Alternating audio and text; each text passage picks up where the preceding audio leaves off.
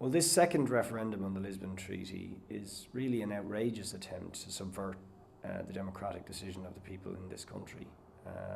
We voted on the Lisbon Treaty already. People made a decision. They rejected this treaty. And instead of our government taking that vote seriously and going back to Brussels and saying the people of this country don't want Lisbon, they have different aspirations, and forcing the EU to address the real concerns of the Irish people, we simply have this treaty rammed down our throat once again, and vast resources being pumped in by big business, by millionaire tycoons, by employers' organisations and the major political parties. And I think that subversion of Irish democracy speaks volumes about the Lisbon project in general. The real background to the Lisbon Treaty is the decision of the French and the Dutch people to reject the EU constitution, the earlier version of the same document, where again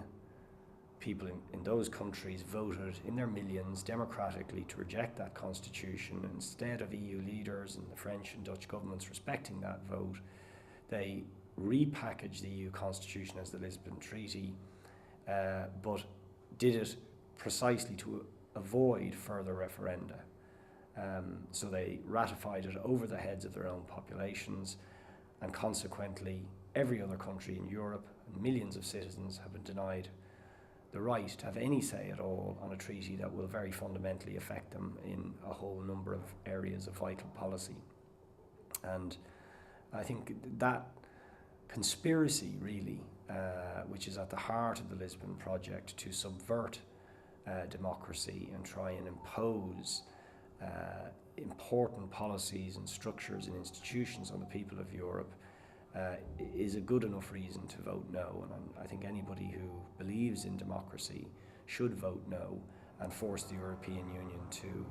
do its business in a transparent and accountable way, where the citizens of all countries of Europe have the right to have a real say about the sort of European Union they want. The other big concerns that those of us campaigning for a no vote have about the Lisbon Treaty is that Lisbon expounds, promotes and elaborates a particular economic philosophy which favours the interests of big business and multinationals over the interests of workers and the vital public services on which they depend. It promotes the privatisation of public services. It gives priority to the rights of employers and business to make profits and to engage in what the treaties call undistorted competition, and gives that priority over the rights of workers to uphold their pay, their conditions, their right to be in a trade union.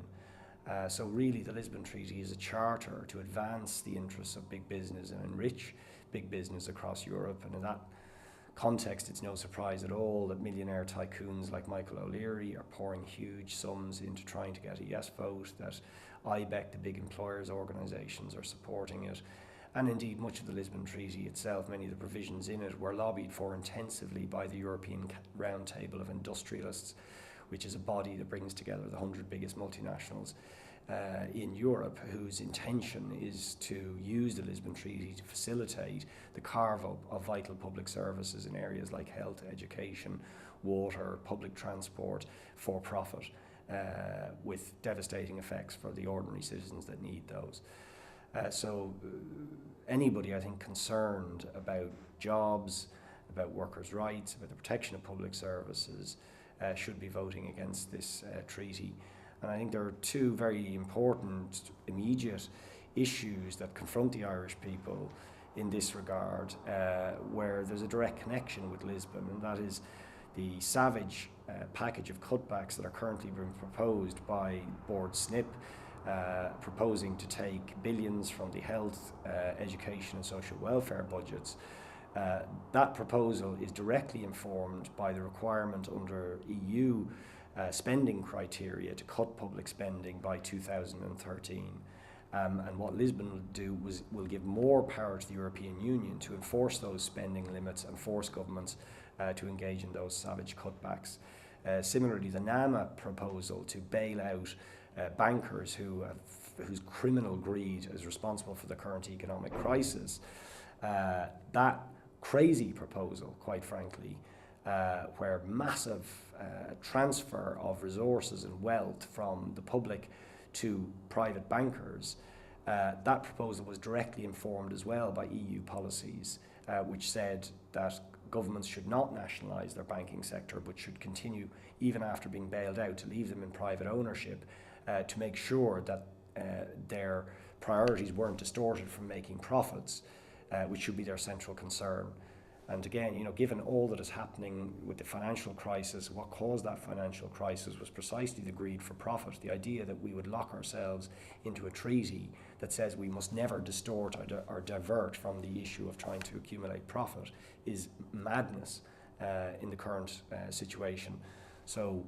voting no for the Lisbon Treaty allows us to force a real debate on the need to reorientate the economy, to reprioritise what this economy and the European economy as a whole considers important, and to focus on jobs, on public services, on the needs of citizens, rather than simply on the priority to make profits by big business and corporations.